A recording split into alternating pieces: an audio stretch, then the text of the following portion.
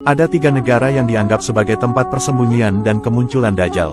Dugaan tersebut didasarkan pada keanehan dan penemuan yang pernah ada. Perlu diketahui, Dajjal merupakan salah satu makhluk yang dikenal pendusta dan menyesatkan manusia.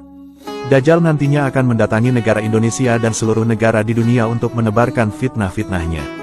Di akhir zaman, kemunculan makhluk ini akan menjadi tanda besar terjadinya hari kiamat.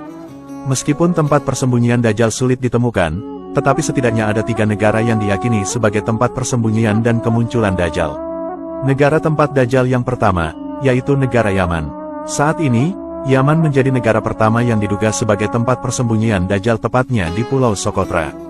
Pulau tersebut berlokasi sekitar 241 km dari Somalia dan 354 km dari daratan Yaman.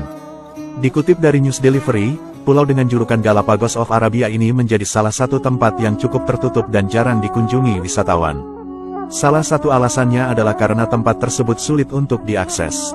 Dalam asal-usulnya, pulau ini menjadi salah satu tempat yang dikeramatkan. Sebab, konon katanya Pulau Socotra disebut dengan tanah ajaib karena mampu menyembuhkan orang Romawi dan Yunani pada masa peperangan.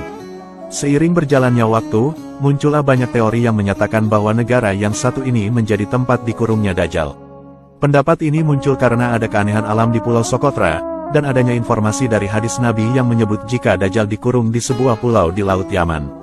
Negara tempat Dajjal yang kedua, yaitu negara Iran. Negara Iran memang dianggap sebagai salah satu tempat persembunyian Dajjal, tepatnya berada di wilayah Khurasan. Untuk jangkauan wilayahnya sendiri, wilayah Khurasan ini meliputi daerah Nishapur di Iran, lalu Herat di Afghanistan, kemudian Merv di Turkmenistan, dan masih ada negara lainnya. Dikutip dari Insight of Scientific, sejak zaman dahulu wilayah ini sudah ada jejak peradaban manusia di Khurasan. Saat berada di bawah kekuasaan Achaemenid Persia, Khurasan menjadi salah satu primadona dan banyak diperebutkan. Sama halnya dengan Pulau Socotra di Yaman, Khurasan juga diduga menjadi tempat persembunyian Dajjal. Dugaan tersebut diperkuat karena adanya hadis Nabi Muhammad yang menyebutkan bahwa Dajjal akan keluar dari wilayah di timur bernama Khurasan. Negara tempat Dajjal yang ketiga, yaitu negara Suriah. Suriah termasuk negara yang dianggap menjadi tempat persembunyian Dajjal. Makhluk ini diduga bersembunyi di sebuah pulau yang berada di Laut Syam. Dalam kisahnya, pulau ini pernah didatangi oleh seorang pendeta bernama Tamim Adari yang berlayar bersama 30 orang laki-laki menuju pulau di Laut Syam. Mereka terdampar dan menjumpai sosok berambut lebat yang menyebut dirinya bernama Al-Jasasah.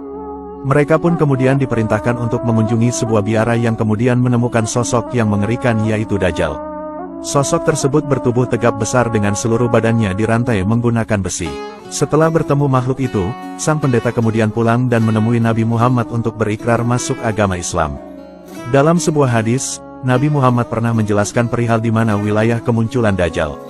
Dalam hadis disebutkan, bahwa Dajjal kelak akan muncul dari suatu wilayah yang sepi antara Syam, yaitu Suriah dan Irak. Namun, untuk lokasi tepatnya tentu hanya Allah Subhanahu wa Ta'ala yang Maha mengetahui.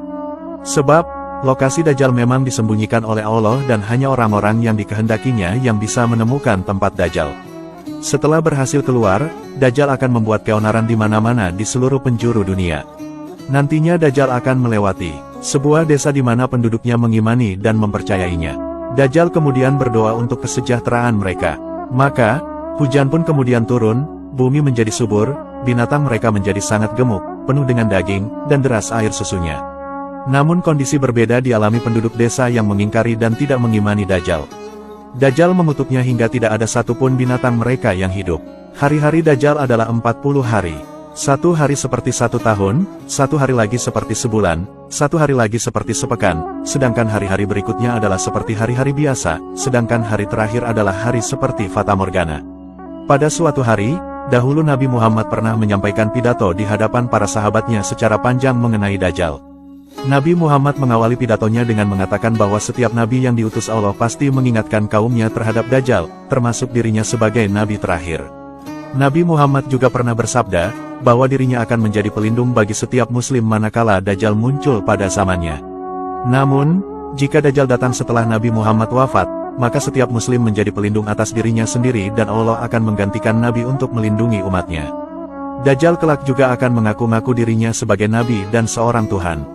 Kelak, kaum Yahudi Israel akan sangat bahagia mengambut dan menjadi pengikut Dajjal. Nabi Muhammad menjelaskan, bahwa Dajjal kelak akan menjadi seorang yang sakti dan akan menguasai umat manusia. Dajjal bahkan bisa menghidupkan manusia setelah membunuhnya. Tapi, Nabi menegaskan bahwa Dajjal tidak bisa melakukan lebih daripada itu dan tidak bisa menguasai manusia lainnya. Bagi orang-orang Islam yang beriman, mereka tentu tidak akan takut dengan Dajjal. Mereka hanya menganggap bahwa kesaktian Dajjal itu hanyalah sebuah tipuan dan fitnah Dajjal saja. Semoga kita semua bisa selamat dari fitnah Dajjal di akhir zaman ini, amin.